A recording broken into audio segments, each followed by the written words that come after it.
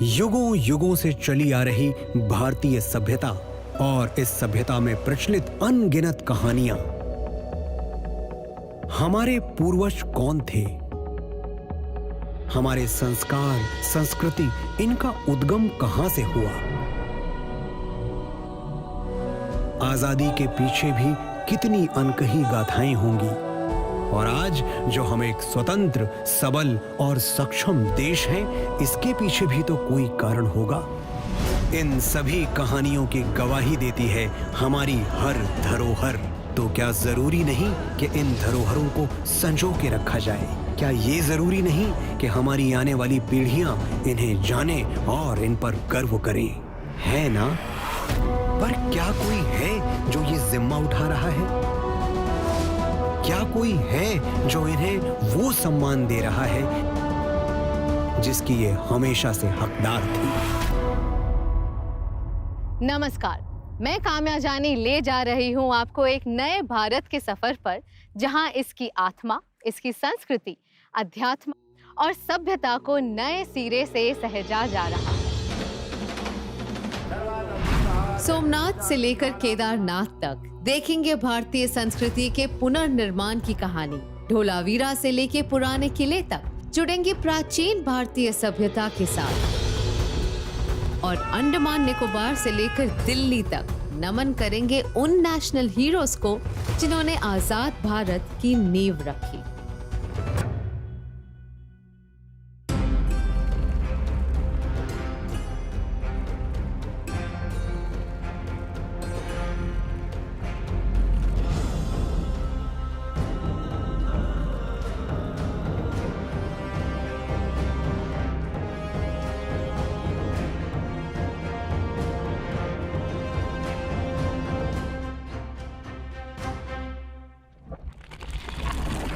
शुरुआत करते हैं सतयुग से।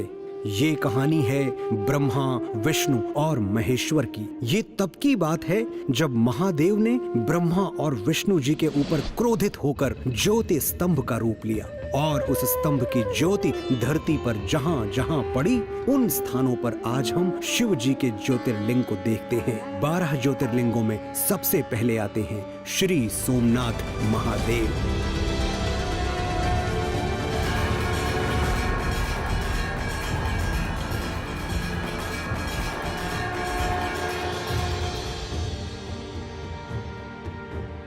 देश के एंशिएंट और प्रोमिनेंट मंदिरों में से एक, an architectural marvel, the first of the 12 ज्योतिर्लिंगास, this is Somnath धाम। ये मंदिर रेजिलियंस की कहानी कहता है, भारत की कहानी कहता है। 17 बार तोड़े जाने के बाद भी आज सोमनाथ मंदिर का ध्वज गर्व से लहराता है।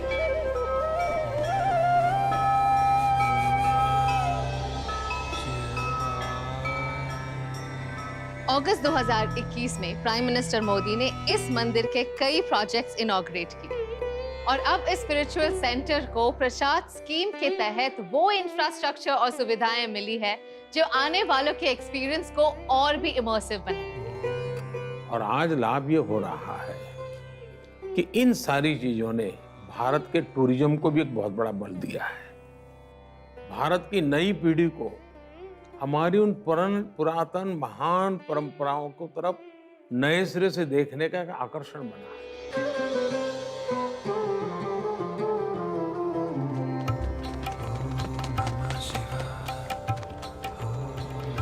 बचपन से ये सुनते आ रहे, इस मंदिर को बार बार तोड़ा गया, शायद कुछ 17-18 बार तोड़ा रहेगा। आज ये इस मंदिर में आके इसका ये विराट रूप देख के, यहाँ का आर्किटेक्चर, यहाँ की फैसिलिटीज, सच में बताओ तो मुझे विश्वास ही नहीं हो रहा। प्रसाद स्कीम के वजह से आजकल भक्तों को दर्शन करने की कोई प्रॉब्लम नहीं होती। यहाँ पे कैंपस में बहुत सारे फैसिलिटीज है, पर मुझे सबसे ज्यादा ये अच्छा लगता है कि इनके पास एक फैसिलिटेशन सेंटर है जहाँ पे आके सभी टूरिस्ट तैयार हो सकते हैं। एकदम आसानी से और आराम से दर्शन हो जाता है। लोग कहते हैं मोदी जी ने क्या किया। 70 साल पहले सरदार भाई पटेल का जो सपना था सोमनाथ को लेकर, उसको पूरा किया। सोमनाथ हो या अयोध्या हो, ऐसा लगता है ये हमारे भारत का, हमारी संस्कृति का एक पुनः निर्माण है।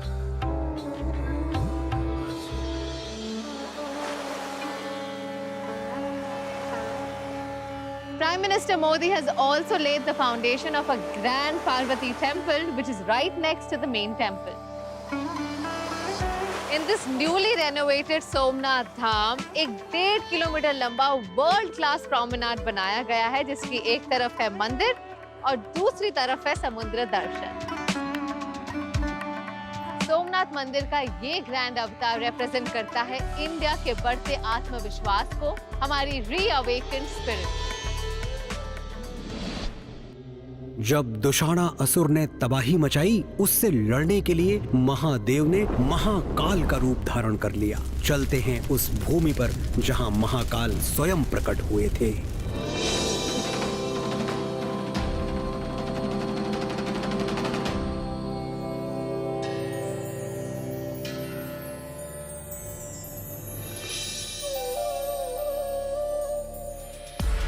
चाहे स्कंद पुराण हो या कालिदास का मेघदूत, महाकालेश्वर मंदिर का वर्णन हर जगह बड़े डिटेल में मिलता है।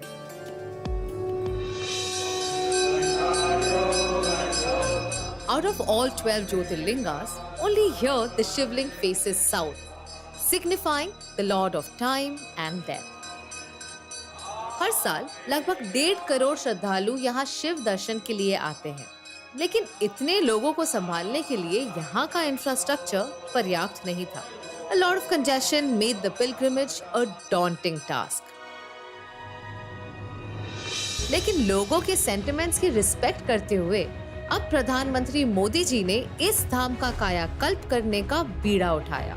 महाकाल लोक में लौकिक कुछ भी नहीं है। शंकर के सानिध्य में साधारण कुछ भी नहीं, सब कुछ अलौकिक है, असाधारण है, अविस्मरणीय है। जय जय महाकाल।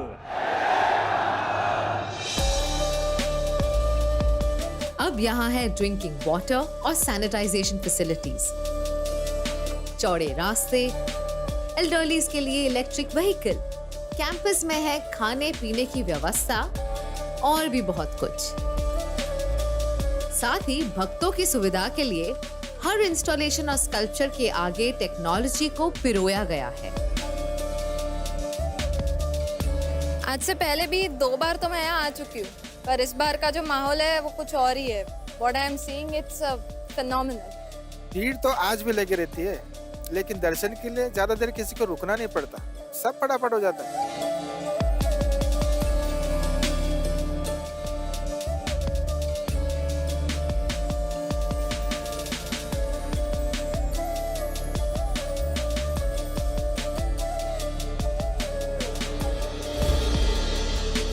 महाकालेश्वर धाम आकर सच में ऐसा लगता है जैसे समय और मृत्यु से परे भी एक शक्ति है, जिसकी कृपा दृष्टि हम सब पर हमेशा बनी रहती है। जय महाकाल।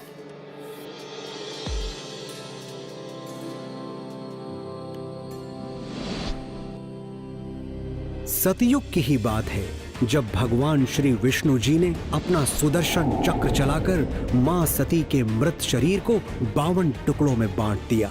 तब धरती पर जिन जिन जगहों पर मां सती के अंग गिरे, वहां एक एक शक्तिपीठ मौजूद है, जिनमें से एक है पावागढ़।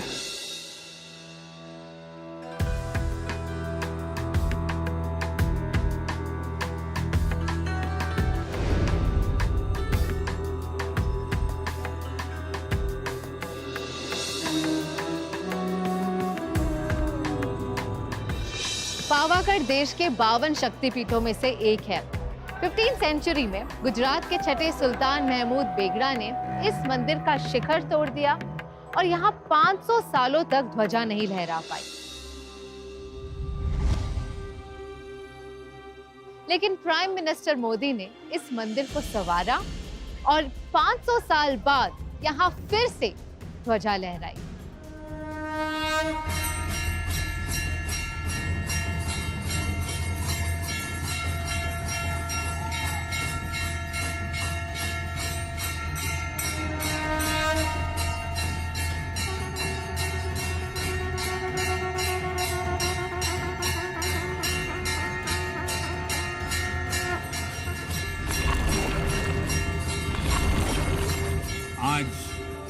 सदियों बाद पावागढ़ मंदिर में एक बार फिर शिखर पर ध्वज फहरा रहा है।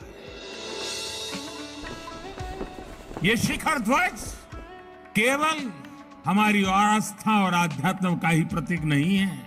ये शिखर ध्वज इस बात का भी प्रतीक है कि सदियां बदलती हैं,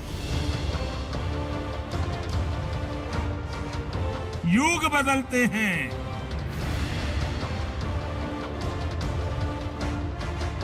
लेकिन आस्था का शिखर शाश्वत रहता है। माँ काली माता की जय।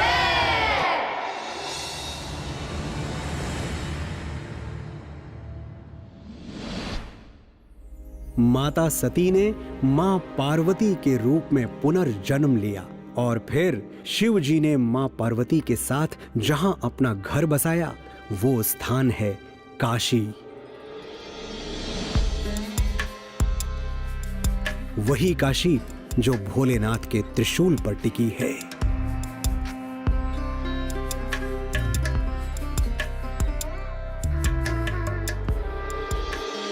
जीवन मरण के चक्र से मुक्त होकर अगर किसी को मोक्ष प्राप्ति करनी है तो उसका रास्ता केवल एक जगह पर ही मिल सकता है, बनारस। यहाँ बसते हैं हमारे जग के दाता श्री काशी विश्वनाथ। मंदिर के चारों ओर इतनी संकरी गलियां, गंदगी और अव्यवस्था हुआ करती थी कि श्रद्धालुओं का तीर्थ यात्रा पवित्र मन से करना दूभर हो जाता था। अगर ये आज की पीढ़ी को हमें दिखाना है तो कहीं गंदगी के पास इतनी बड़ी भव्य व्यवस्था है तो भी हम उसको प्रभावित नहीं कर सकते, क्योंकि वो वही देख करके वो जो देखना चाहिए वो छूट जाता है। गांधी जी ने भी 100 साल पहले काशी की अव्यवस्था की ये समस्या व्यक्त की थी, जो आखिरकार अब प्रधानमंत्री मोदी जी के हाथों इनॉग्रेटेड काशी विश्वनाथ धाम प्रोजेक्ट से सॉल्व हो गई।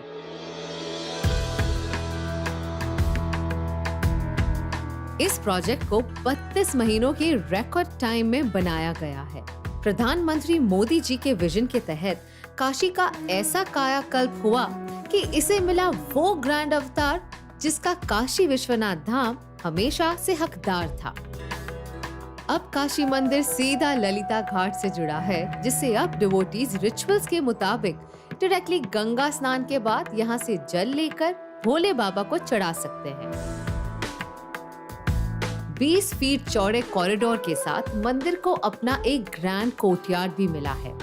काशी विश्वनाथ मंदिर के कंप्लीट ट्रांसफॉर्मेशन से इस ऐतिहासिक और पौराणिक टेम्पल को मिली है वर्ल्ड क्लास अमेनिटीज, जो देश के स्पिरिचुअल कैपिटल काशी को एक वर्ल्ड क्लास स्पिरिचुअल डेस्टिनेशन भी बनाएगी।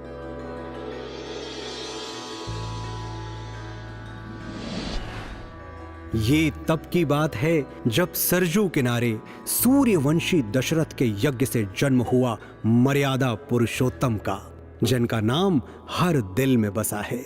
चलते हैं उनकी पवित्र जन्मभूमि पर, मोक्षदायिनी श्री अयोध्या पुरी।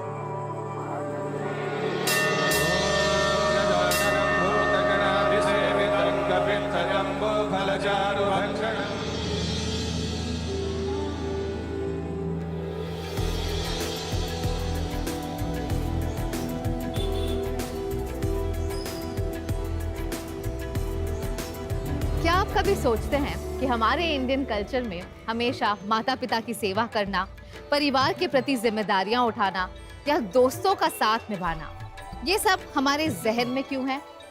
इन मूल्यों की नींव रखी भगवान श्री राम ने। सत्य के अवतार श्री राम ना सिर्फ एक आदर्श पुत्र, पति या भाई थे, वो एक संपूर्ण मानव जीवन के प्रतीक थे।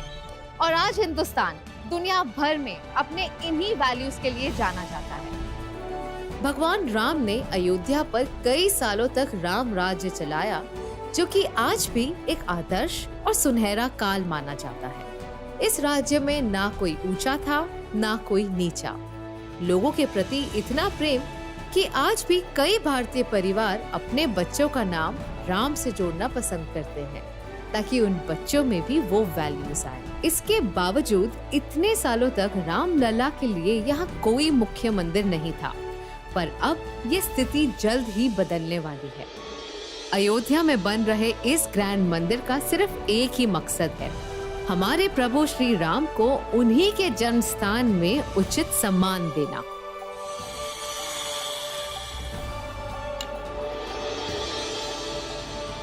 पाँच अगस्त 2020 को प्राइम मिनिस्टर मोदी जी ने यहाँ पर भूमि पूजन करके इस पावन कार्य की शुरुआत की। शायद ये भगवान का आदेश ही था कि अयोध्या का ये कार्य भी उन्हीं के हाथों से पूरा हो।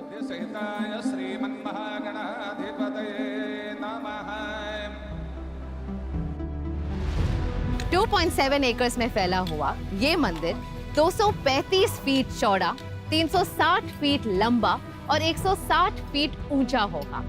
एक बार पूरा होने के बाद ये दुनिया का तीसरा सबसे बड़ा हिंदू मंदिर होगा। मंदिर के ग्राउंड फ्लोर पर होगा गर्भगृह और फर्स्ट फ्लोर पर प्रभु श्री राम का दरबार बनाया जाएगा।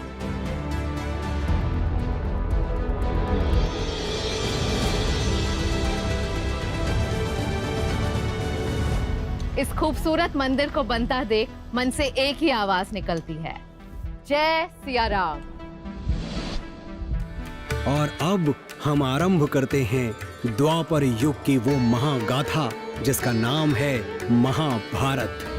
कहा जाता है कि महाभारत की लड़ाई के बाद पांचों पांडव चारों तरफ हुए मृत्यु के तांडव से बहुत दुखी थे। इस व्यथा से मुक्ति पाने के लिए उन्होंने भगवान शिव को ढूंढना शुरू किया ताकि उनके आशीर्वाद से उनका मन शांत हो सके। तब महादेव ने उन्हें यहीं इसी स्थान पर दर्शन दिया।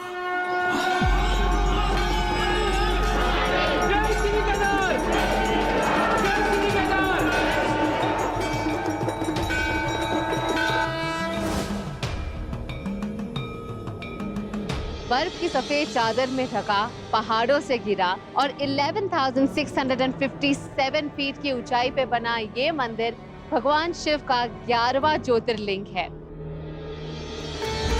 इस मंदिर के गर्भगृह में विराजते हैं स्वयंभू सदाशिव।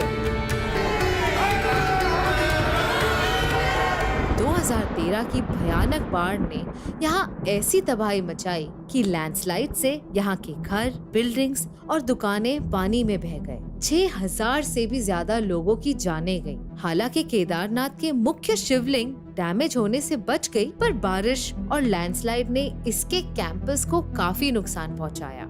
लोग तो ये भी कहने लगे थे कि इस मंदिर का दोबारा खड़ा हो पाना अब मुश्किल है। 2013 में केदारनाथ धाम की पुनर्स्थापना की मांगों को पूरी तरह अनदेखा किया गया था, लेकिन 2014 में जब मोदी जी प्रधानमंत्री बने तो लोगों की आस फिर से जागी, क्योंकि इन पहाड़ों से मोदी जी का नाता पुराना है, तो ये स्वाभाविक था कि उन्होंने इसके जीर्णोद्धार का बीड़ा उठाया। बर्फबारी के बीच भी मेरे हमारे श्रमिक भाई बहन जो पहाड़ों के नहीं थे, बाहर से आए थे, वे ये ईश्वरीय कार्य मान करके बर्फ वर्षा के बीच भी, माइनस टेम्परेचर के बीच भी काम छोड़ करके जाते नहीं थे, काम करते रहते थे। तब जाकर के ये काम हो पाया है। आज जो कुछ भी काम हो रहा है उसमें धार्मिक गतिविधि के लिए सरकारी खजाना उपयोग नहीं जा रहा है, व्यवस्थाओं के लिए विकास किया जा रहा है, ताकि मेरे देश के नागरिक का जो हक है, जो सुविधा पाने का उसका अधिकार है, उसको अधिकार मिलना चाहिए। बहुत ही अच्छा सुखद अनुभव हो रहा है और माननीय प्रधानमंत्री मोदी जी अपने दिशा निर्देश से और अच्छे कार्य से मंदिर समिति को और रास्ते को बहुत ही सुलभ बना दिया है। शंकराचार्य जी ने भारत की चेतना में फिर से प्राण फूके और हमें हमारी आर्थिक परमार्थिक उन्नति का मंत्र दिया। केदारनाथ धाम का नया रूप दर्शाता है नए भारत को, जो अपनी पहचान को न सिर्फ अपना रहा है बल्कि उस पे गर्व भी कर रहा है। अगर वृहद स्तर पर देखें, अगर ये महसूस करें कि ये क्यों हुआ, ये परिवर्तन क्यों हुआ, तो आप पाएंगे कि ये किसी भगवान के भक्त का ही काम हो सकता है।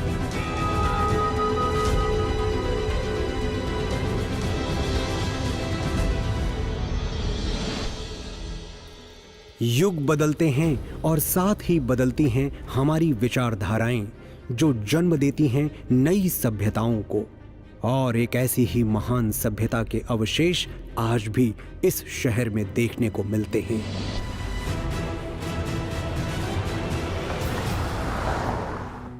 आज मैं जहां हूं, ये उन जगहों में से एक है जिसकी वजह से हमारी कंट्री मदर ऑफ सिविलाइजेशन कहलाती है।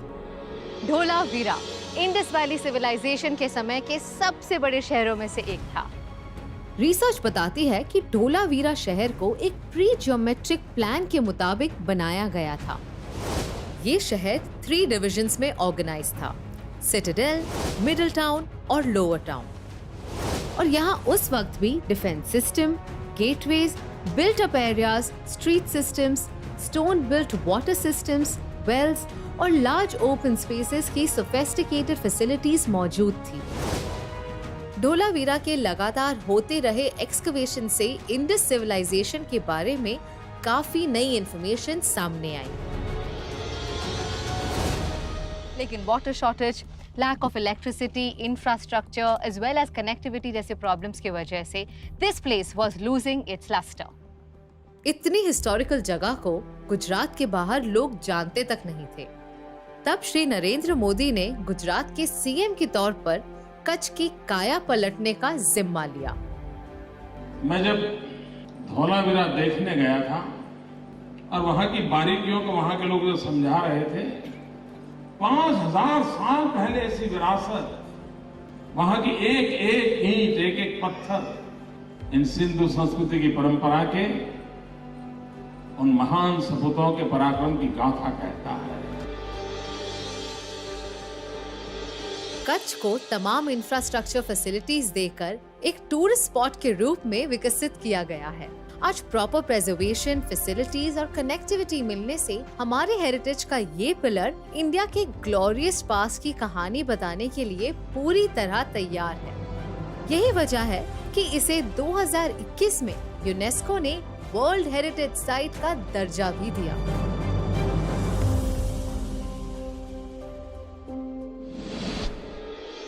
इन्हीं सभ्यताओं से जन्म लिया अनेक साम्राज्यों ने, और जब चारों तरफ युद्ध का तांडव मच रहा था, तब गुरु नानक देव जी ने इस भूमि से एक पावन कार्य का शुभारंभ किया।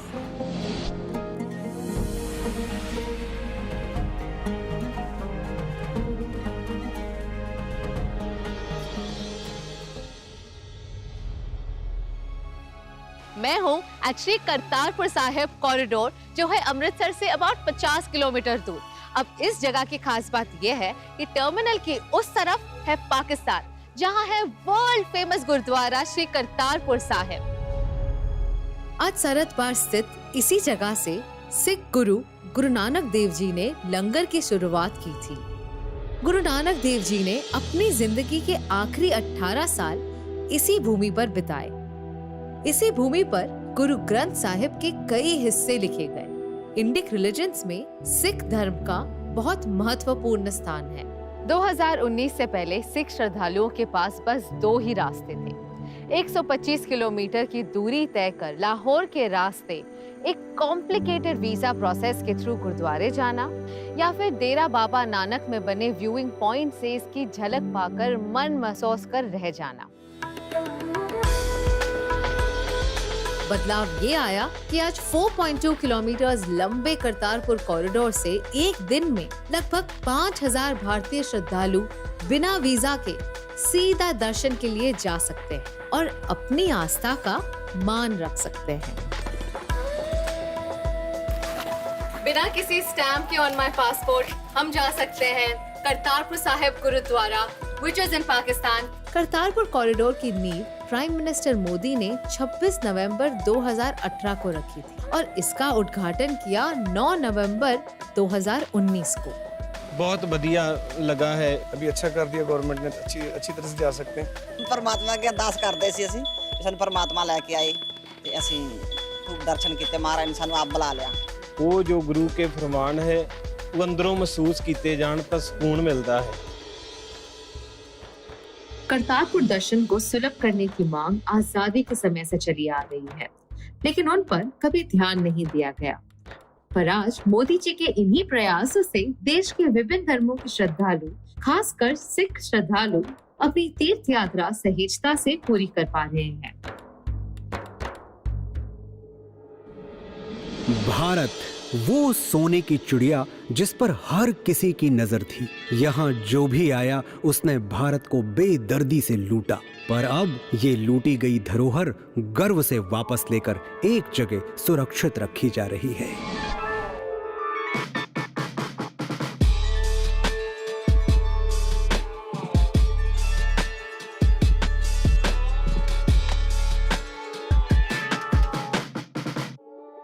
आइए चलते हैं पुराने किले की ओर। ये दिल्ली के मशहूर फोर्ट्स में से एक है और यहाँ के सेंट्रल एंटिक्विटी कलेक्शन में कुछ ऐसे आर्टिफैक्ट्स हैं जिनके बारे में जानकर आपको बहुत गर्व होगा।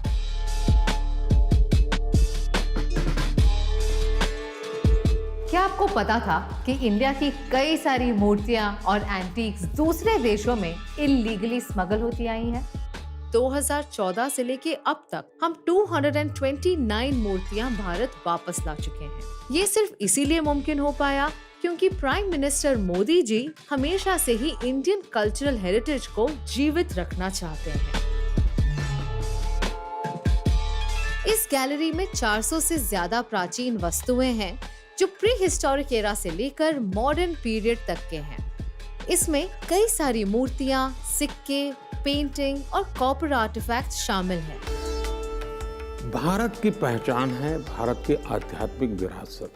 भारत में समाज जीवन को जोड़ना, समाज जीवन को समयानुकूल परिवर्तन करने के लिए प्रेरित करना, इन सब में हमारी सांस्कृतिक धारा का बहुत बड़ा योगदान रहा है।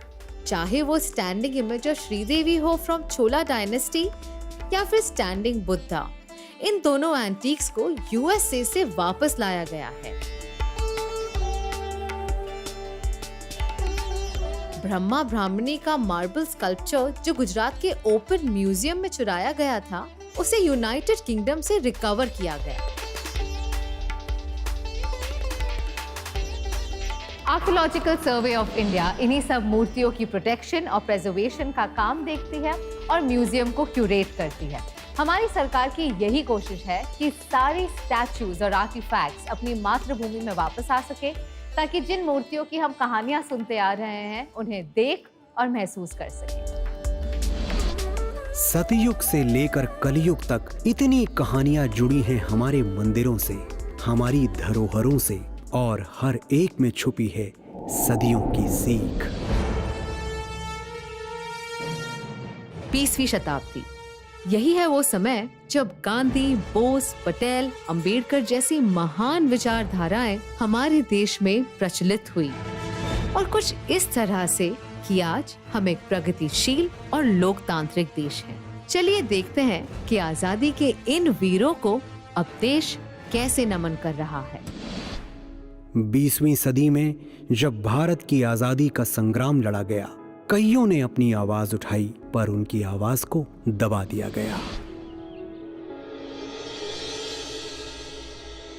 विनायक दामोदर सावरकर, गणेश दामोदर सावरकर, भाई परमानंद, बटुकेश्वर दत्त, दीवान सिंह, कई ऐसे नाम जिन्हें कम ही लोग जानते हैं और कई ऐसे नाम जिन्हें कोई नहीं जानता। इन्हीं सेल्स में कभी वो फ्रीडम फाइटर्स रहा करते थे जो देश के लिए यहाँ की अमानवीय परिस्थितियों में जिए और मरे।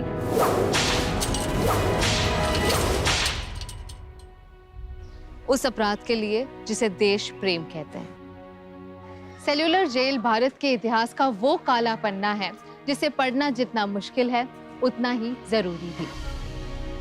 अंडमान निकोबार पर सेल्यूलर जेल ऐसे ही खंडहर पड़ा रहे तो देश की नई पीढ़ी को हमारे पूर्वजों ने क्या यातनाएं झेली थी कैसे पता चलेगा। इस जेल में 396 सॉलिटरी सेल्स हैं, 3 फ्लोर्स और 7 विंग्स। जो फ्रीडम फाइटर्स हंगर स्ट्राइक करते उन्हें फोर्स फीड किया जाता। इनफैक्ट कई क्रांतिकारियों की मौत की वजह थी ड्राउन्ड इन मिल्क। यहाँ के ऑयल मिल्स क्रांतिकारियों के शरीर को ही नहीं, आत्मा को भी तोड़ते थे। कभी 87 वीरों को एक साथ फांसी दी गई, तो कभी टॉर्चर करने के नए तरीके आजमाए गए। हमारे स्वतंत्रता संग्राम के इतिहास को जानना जितना जरूरी है, उतना ही उसे संजोना भी जरूरी है, क्योंकि उन वीरों ने अपने सुख दुख की चिंता ना करते हुए यहाँ के गलियारों में इन ह्यूमन पनिशमेंट सही, लेकिन वो हारे नहीं, झुके नहीं। वे अंग्रेजों के जुल्म से लड़ते रहे। इन बलिदानियों में सबसे ऊपर नाम है विनायक दामोदर सावरकर का, जिनको प्राइम मिनिस्टर मोदी ने यहाँ आकर श्रद्धांजलि दी। अब आज सेल्यूलर जेल का पुनर्निर्माण हुआ, टूरिस्ट जाते हैं तो वो प्रेरणा लेकर के आते हैं, अच्छा जिस आज़ादी का सांस मैं ले रहा हूँ, मेरे आज़ादी के सांस के लिए इन लोगों ने इतना कष्ट झेला था, उनको प्रेरणा मिलती है। पोर्ट ब्लेयर में सिर्फ सेल्यूलर जेल की ही नहीं, एक वक्त पर रॉस आइलैंड कहे जाने वाले आइलैंड की भी एक दिलचस्प कहानी है। भारत के इतिहास की बात की जाए तो नेताजी सुभाष चंद्र बोस का नाम हमेशा आता है। His contribution towards the freedom of India has been huge। पर बहुत ही कम लोग ये जानते हैं कि उन्होंने आजाद हिंद फौज की नींव रखी, जिसने अंडमान एंड निकोबार आइलैंड्स को आजाद करवाया इन द ईयर 1942, यानी भारत की आजादी से 5 साल पहले। जो काम पहले ही हो जाना चाहिए था पर नहीं हो पाया, उसे आजादी के 7 दशकों बाद 30 दिसंबर 2018 को प्राइम मिनिस्टर नरेंद्र मोदी ने किया। नेताजी की इस विरासत को सम्मान देते हुए इस नील आइलैंड का नाम बदलकर शहीद द्वीप और हैवलॉक आइलैंड का नाम बदलकर स्वराज द्वीप कर दिया। सिर्फ इतना ही नहीं, नेताजी की 126वीं जयंती पर प्रधानमंत्री श्री नरेंद्र मोदी जी ने अंडमान और निकोबार द्वीप समूह के 21 द्वीपों के नाम बदलकर उन्हें परमवीर चक्र पुरस्कार विजेताओं के नाम पर रख दिया।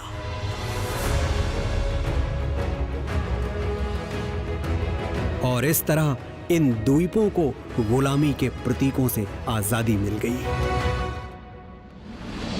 अब हम आजादी के इतिहास का सबसे दुखद पन्ना पलटने जा रहे हैं। ये वो जगह है जहां आज से करीब 100 साल पहले भारत की रूह को दहलाने की कोशिश हुई थी। 13 अप्रैल 1919 को 2 फ्रीडम फाइटर्स के अनफेयर अरेस्ट के खिलाफ पीसफुल प्रोटेस्ट करने आई भीड़ को अंग्रेजों ने मौत के घाट उतार दिया।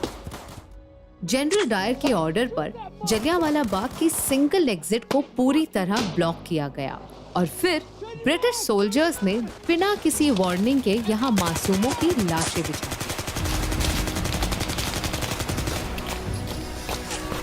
ये शर्मनाक हादसा इंडियंस की स्पिरिट को तोड़ने के लिए ऑर्केस्ट्रेट किया गया था।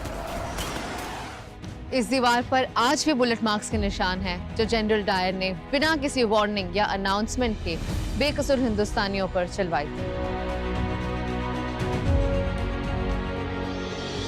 लेकिन आज उसी जगह को कुछ यूं संजोया गया है जो हमें अपने इतिहास को लेकर सेंसिटाइज करे। जलियांवाला बाग वो स्थान है जिसने सरदार उधम सिंह, सरदार भगत सिंह जैसे अनगिनत क्रांतिवीरों, बलिदानियों, हिंदुस्तान की आजादी के लिए मर मिटने का हौसला दिया। 2021 में पीएम मोदी जी ने जलियांवाला बाग स्मारक का इनॉग्रेशन किया, जिसके तहत इस साइट को प्रिजर्व किया जा रहा है। जलियांवाला बाग का स्मारक का आधुनिक रूप देश को मिलना हम सभी के लिए बहुत बड़ी प्रेरणा का अवसर है। शहीदी कुएं को बेहतर लॉन्जिटिविटी देने के लिए प्रोटेक्टिव ग्लास से घेरा गया है।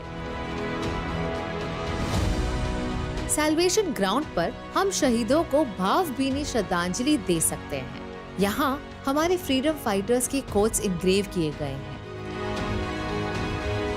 4 गैलरीज बनाई गई हैं जो आने वालों को उस समय, उन लोगों और उस एहसास से जोड़ती है जिसे इस जमीन ने जिए हैं।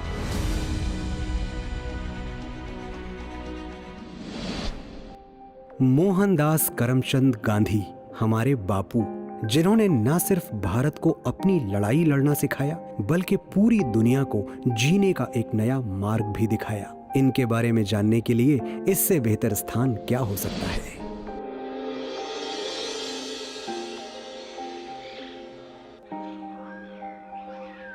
बापू ने कहा था, my life is my message, और ये जगह बापू के संदेश का आईना है। साबरमती आश्रम यानी हमारे बापू का घर, और ये वही आइकॉनिक जगह है जहां 1930 में उन्होंने दांडी मार्च की शुरुआत की।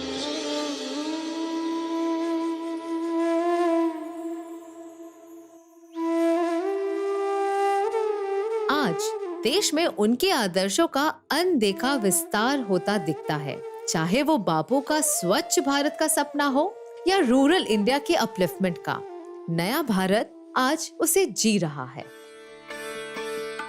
तो ऐसे में बापू की लेगेसी क्यों पीछे रह जाए? दांडी का उल्लेख तो पढ़ते हैं कि 1930 में दांडी भारत की आजादी के आंदोलन में एक टर्निंग पॉइंट था। तो दांडी कहाँ था, क्या हुआ था, उसको आधुनिक रूप में प्रस्तुत करना बहुत जरूरी है। और इसी जज्बे के साथ 2019 में गवर्नमेंट ऑफ इंडिया ने एक रीडेवलपमेंट प्रोजेक्ट अनाउंस किया, जिसके तहत साबरमती आश्रम के अंदर और आसपास के 63 हेरिटेज स्ट्रक्चर्स को रीडेवलप किया जाएगा। एम्फी थिएटर्स, मॉडर्न फैसिलिटीज से लैस होकर ये आश्रम एक वर्ल्ड क्लास मेमोरियल बनेगा, where guests can have an immersive experience and get a glimpse into his simple living and high thinking. हमने कई क्रांतिकारियों और वीरों के बारे में पढ़ा है, पर शायद इतिहास में कुछ अहम नामों का जिक्र रह गया। ये कहानी ऐसे ही एक नाम की है जिनके बिना शायद आज का भारत कुछ ऐसा दिखता।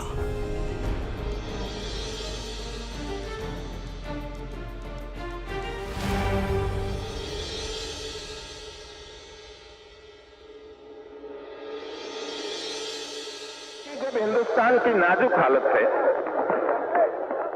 तब हमें क्या करना है? इस नाजुक हालत में हमें हमारी सरकार, हमारी हुकूमत है, उसको ठीक नहीं करेंगे और उसको साथ नहीं देंगे तो हमको नुकसान होगा। भारत के 562 प्रिंसली स्टेट्स को यूनाइट कर यूनियन बनाने वाले इस चहीते नेता का नाम इतिहास के पन्नों में कहीं खो गया। But today, he stands 597 feet tall as a constant reminder of his contributions, grit and nationalism. Shri Narendra Modi ने 2013 में गुजरात के सीएम के तौर पर स्टैच्यू ऑफ यूनिटी प्रोजेक्ट की अनाउंसमेंट की थी और अक्टूबर 2018 में उन्होंने पीएम के तौर पर इसका इनॉग्रेशन किया। आज जब धरती से लेकर के आसमान तक सरदार साहब का अभिषेक हो रहा है, तब भारत ने न सिर्फ अपने लिए एक नया इतिहास भी रचा है, बल्कि भविष्य के लिए प्रेरणा का गगनचुंबी आधार भी तैयार किया।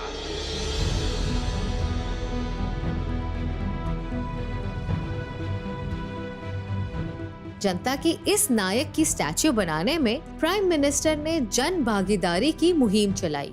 हम पूरे देश में हर जिले में ये लोहे का औजार एकत्र करने का अभियान चलाना चाहते हैं। गुजरात के हर कोने से लोगों ने लोहा दान किया जो इस स्टैच्यू में इस्तेमाल हुआ, और जितने प्यार से प्रधानमंत्री ने इस स्टैच्यू को देश के नाम किया, उतने ही प्रेम से लोगों ने इसे अपनाया भी। इस स्टैच्यू के लिए जब लोग हमारे गांव में आए थे लोहा मांगने के लिए, तब हम सभी ने इस स्टैच्यू के लिए लोहा दान किया था। આટલો વિશાળ સ્ટેચ્યુ આટલી જલ્દી બની જશે, ખરેખર મને વિશ્વાસ નથી થઈ રહ્યો। બહુ જ સારું લાગે છે। તમે કોઈ પણ બિઝનેસ કહો, અહીંયા બધાને જ ફાયદો થયો છે।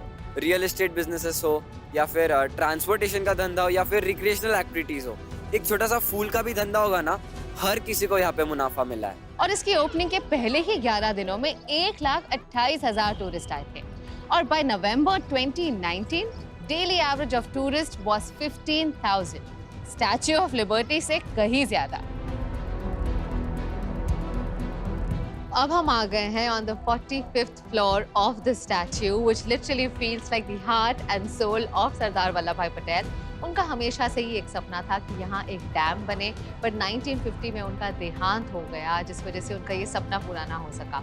But today his beautiful statue is facing the Sardar Sarovar Dam which feels like a perfect tribute to this leader.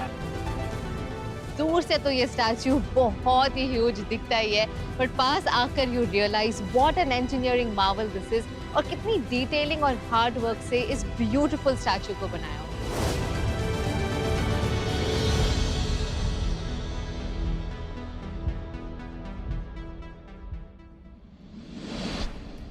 उन्नीस में हमें आजादी तो मिल गई, पर एक आजाद देश को भी एक व्यवस्था की जरूरत होती है। डॉक्टर बाबा साहब अंबेडकर ने हमें संविधान के रूप में ये व्यवस्था प्रदान की, पर क्या आप जानते हैं उनके तीर्थ के बारे में? बाबा साहेब भारत के संविधान को रचने वाले, आधुनिक भारत के निर्माता, एक महान स्कॉलर जिनकी लीगल, इकोनॉमिक और सोशल पॉलिसीज देश की आधी आबादी और वंचित वर्ग के अपलिफ्टमेंट की नींव बनी। बाबा साहेब का व्यक्तित्व और योगदान इतना विराट है कि he is seen as the true symbol of equality.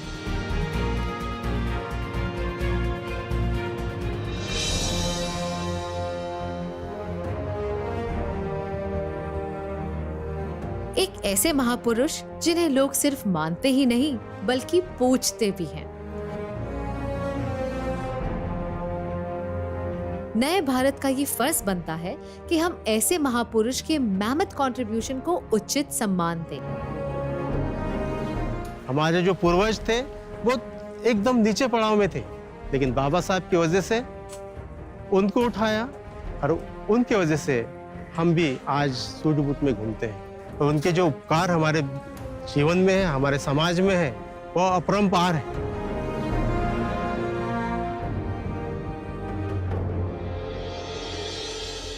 यही विजन लेकर पीएम मोदी ने उनकी लाइफ के 5 इंपॉर्टेंट प्लेसेस को पंच तीर्थ बनाने की घोषणा की। इस महापुरुष ने हमें बहुत कुछ दिया। एक प्रकार से समाज ने अपना कर्ज चुकाना है, ये कर्ज चुकाने का एक छोटा सा प्रयास।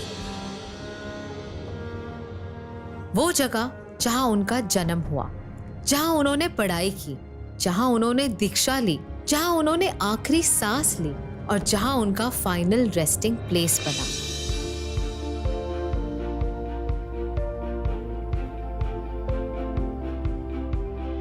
ये उनकी जिंदगी से जुड़ी कुछ महत्वपूर्ण जगहें हैं जिनका मॉडिफिकेशन और प्रेजर्वेशन किया जा रहा है। तो जैसे कि आप जानते हैं, बाबा साहेब को पढ़ने और लिखने का बहुत शौक था और इस कमरे में उनकी इस्तेमाल की गई सारी चीजें, फर्नीचर से लेकर बुक्स तक, सारा कुछ रिक्रिएट किया गया। डॉक्टर अंबेडकर इंटरनेशनल सेंटर और doctor BR Ambedkar national memorial भी डेवलप किया गया है। That represents the Constitution of India and symbolizes empowerment through education. 3.25 acres में फैले और 3 स्टोरी ऊंचे इस सेंटर का उद्देश्य है बाबा साहेब के उस सपने को पूरा करना जो उन्होंने आजाद भारत के लिए देखा था। देश के सोशल और इकोनॉमिक मुद्दों पे रिसर्च से लेकर इम्प्लीमेंटेशन तक का सारा काम यहाँ पिछड़े वर्गों के उत्थान को ध्यान में रखते हुए होता है। एक ऐसे महापुरुष जिनके साथ बचपन से भेदभाव हुआ, लेकिन उन्होंने हमेशा अपना संघर्ष जारी रखा। ये पंचतीर्थ एक जरिया है बाबा साहेब की लाइफ को ट्रिब्यूट देने का और उनके कामों को सेलिब्रेट करने का।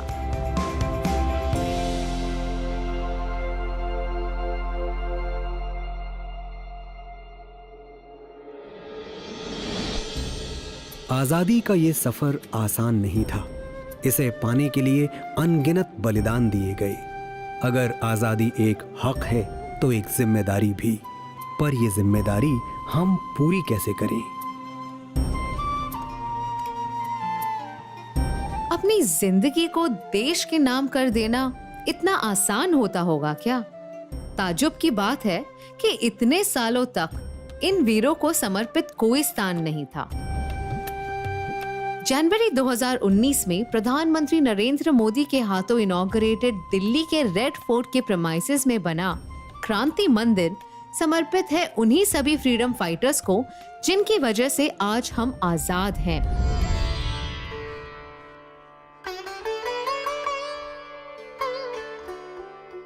क्रांति मंदिर 5 म्यूजियम्स का एक कलेक्शन है, जिनमें शामिल है हमारे नेताजी के बचपन से लेकर उनके स्वतंत्रता संघर्षों तक उनके महान जीवन की पूरी कहानी। याद ए जलियां म्यूजियम समर्पित है जलियांवाला बाग मैसेकर में शहीद हुए भारतीयों को और वर्ल्ड वॉर 1 के वीरों और उनके बलिदानों को। ब्रिटिश राज को 1857 की दी पहली चुनौती के संघर्ष की कहानी कहता है म्यूजियम ऑफ 1857।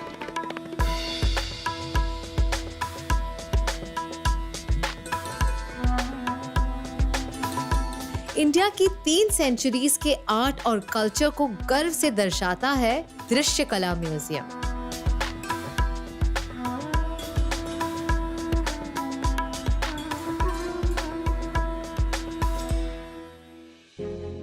इनके अलावा क्रांति मंदिर में है आजादी के दीवाने, एक डिजिटाइज्ड म्यूजियम जो समर्पित है उन क्रांतिकारियों को जिनका नाम इतिहास में हमेशा रहेगा।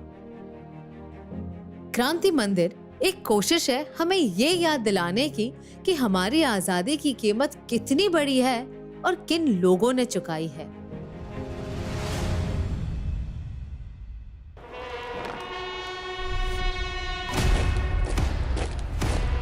और वो नौजवान जिन्होंने देश प्रेम की सांसें भरकर अपनी जान कुर्बान कर दी, हम उनका सम्मान करना कैसे भूल सकते हैं।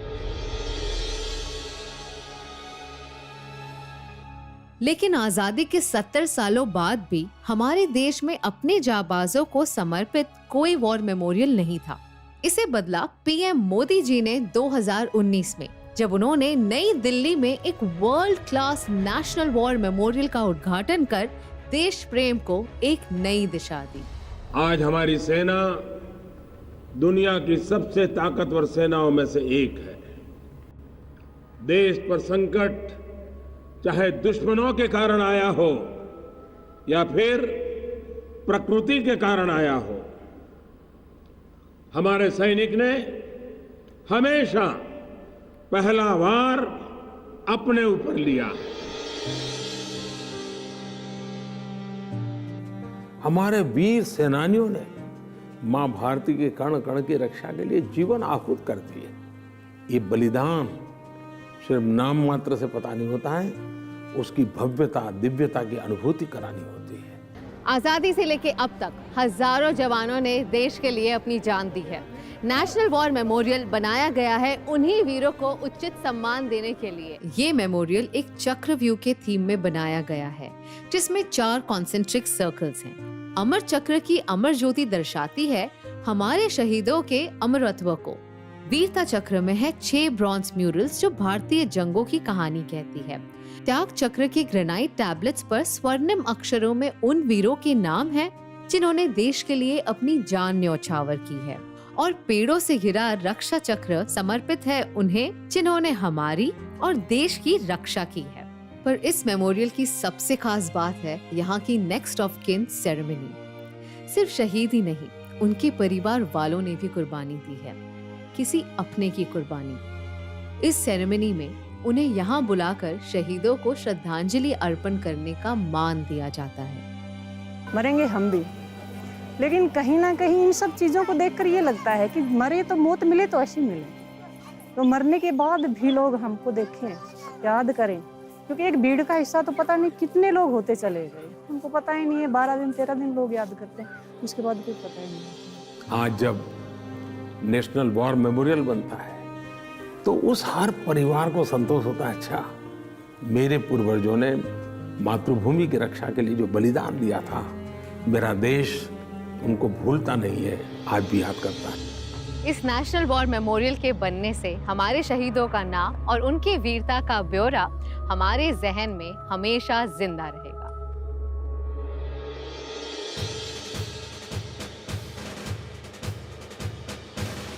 हमारे सोल्जर्स की तरह ही कुछ और लोग भी हैं जिनका एक ही मकसद है, देश को और हमें सुरक्षित रखना, हमारी पुलिस।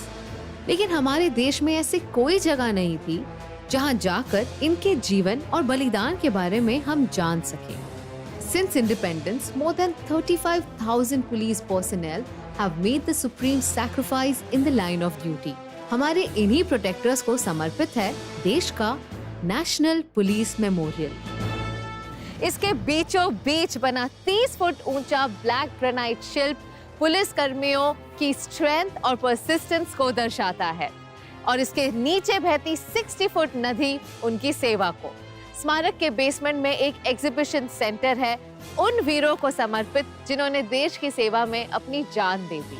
वॉल ऑफ वैलर में ऐसे 35,000 से ज्यादा वीरों का नाम अंकित है। बहुत सारे लोग हैं जो पुलिस फोर्स में है और मैंने बचपन से देखा है कि यार दिन हो, रात हो, दिवाली, होली, उन्हें कभी भी कॉल आ जाए उनको भागना पड़ता है। जब यहाँ आते हैं और देखते हैं कि यार उनके सेक्रीफाइस को, उनके एफर्ट्स के लिए कुछ किया जा रहा है, उनके मेमोरियल के लिए कुछ मतलब हम लोग बना रहे हैं, तो यार बहुत अच्छा लगता है ये सब देख के, मतलब बहुत खुशी होती है अंदर से। 2002 में अटल जी की सरकार ने जो सपना देखा था उसे साकार किया प्रधानमंत्री मोदी जी ने 2018 में। आज पुलिस बेड़े से जुड़े उन हजारों शहीदों को याद करने का भी अवसर है जिन्होंने आजादी से लेकर अब तक कर्तव्य पथ पर चलते हुए अपना सर्वस्व न्योछावर कर दिया। Imagine so many police officers have sacrificed their life guarding our rights and bringing us justice. I feel this is a great step in giving justice to their efforts. People should know about their supreme sacrifices.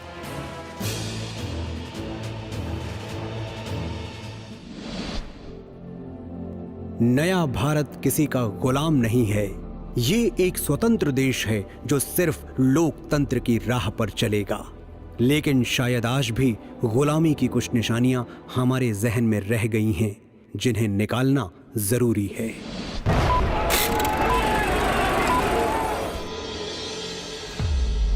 आइए आपको ले चलते हैं central Vista, जहां से पूरा देश चलता है। सेंट्रल विस्टा प्रोजेक्ट एक कोशिश है इंडिया की डेमोक्रेसी के सेंटर को वर्ल्ड क्लास बनाने की। इस प्रोजेक्ट में शामिल है new parliament building, central Vista Avenue, common central secretariat और नेशनल म्यूजियम जैसे मॉन्यूमेंट भी। ये आईना होगा न्यू इंडिया का, आत्मनिर्भर भारत का। यहाँ काम करने वाले पार्लियामेंटेरियंस, मिनिस्टर्स और ऑफिसर्स किसी पर राज नहीं करते बल्कि अपना कर्तव्य निभाते हैं। तो फिर दिल्ली की सबसे इम्पोर्टेंट और पॉपुलर सड़क का नाम राजपथ क्यों हो? जॉर्ज V के सम्मान में जिस सड़क को किंग्सवे कहा जाता था, हमने उसे राजपथ बनाकर ही खुशी मना ली, पर अपना माइंडसेट ना बदल पाए। इसीलिए पीएम मोदी जी ने इसका नाम राजपथ से कर्तव्य पथ करके हमारे मन से भी कॉलोनियलिज्म की एक बड़ी निशानी मिटाई। गुलामी का प्रतीक किंग्सवे यानी राजपथ आज से इतिहास की बात हो गया है, हमेशा के लिए मिट गया है। आज कर्तव्य पथ के रूप में नए इतिहास का सृजन हुआ है। कि जो चेंजेस है ना, मतलब एक्सपीरियंस करने वाले हैं। आई फील लाइक कि यहाँ पे मतलब जो आप रोड देखो या फिर आप सराउंडिंग देखो, इन्होंने ना सराउंडिंग के ऊपर, अपने रोड के ऊपर और मतलब बेसिकली बहुत वर्क करा है। इस एरिया में better security systems, lawns, sanitation facilities और भी कई सारी एमेनिटीज डेवलप की गई हैं। यहाँ पर आके जितना सुकून मिला, ऐसे लगा यहाँ पर आके फील होता है कि हम भारत माता के हैं। Only when the blood of freedom-loving Indians begins to flow will India attain a freedom. इनकलाब जिंदाबाद। कर्तव्य पथ की दूसरी छोर पर इंडिया गेट के पास अब हमें देखने को मिलेगा 28 फीट लंबा नेताजी सुभाष चंद्र बोस का स्टैच्यू। इतिहास के इस मोड़ को तो समझिए कि जिस कैनपी को बनाया गया था किंग जॉर्ज के स्टैच्यू को लगाने के लिए, आज वही अखंड भारत के पहले प्रधानमंत्री की स्टैच्यू है जिन्होंने इंडियन नेशनल आर्मी की स्थापना की।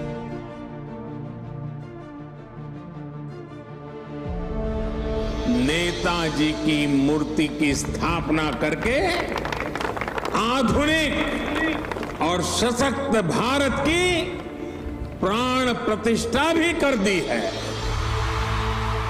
गुलामी की एक और निशानी मिटाते हुए नेताजी का ये स्टैच्यू एक मजबूत भारत और हमारे संकल्प का प्रतीक है। वो नेताजी ही थे जिन्होंने अंडमान को भारत का हिस्सा बनाया। उनके योगदान को उचित सम्मान देना हमारा फर्ज बनता है और नया भारत इसे बखूबी निभा रहा है। वो कहते हैं ना, हर कहानी का अंत एक नई कहानी का शुरुआत होता है। शायद ऐसा ही कुछ होगा इस कहानी के साथ भी। ये कहानियां सुनकर शायद हम भी अपनी संस्कृति को एक नए नजरिए से देखेंगे, हमारी ऐतिहासिक धरोहर का महत्व बेहतर समझेंगे और हमारे वीरों के बलिदानों की कहानियां गर्व से सुनाएंगे। तो मेरे साथ इंडियन कल्चर की इन दिलचस्प कहानियों का हिस्सा बनने के लिए शुक्रिया। भारत का इतिहास और इसका कल्चर इनवैल्यूएबल है। ये जितना विशाल है, इसे सहेज कर रखना उतना ही जरूरी भी है और मुश्किल भी। But when there is honesty in your intent and strength in your commitment, तो कोई मुश्किल बड़ी कहां। आज पूरे देश को यह विश्वास है कि श्री नरेंद्र मोदी का उठाया हुआ ये कदम पीढ़ियों तक हमारा सर गर्व से ऊंचा रखेगा। This is a giant step towards honoring our heritage, history and heroes. And this is just the beginning. Jai Hind.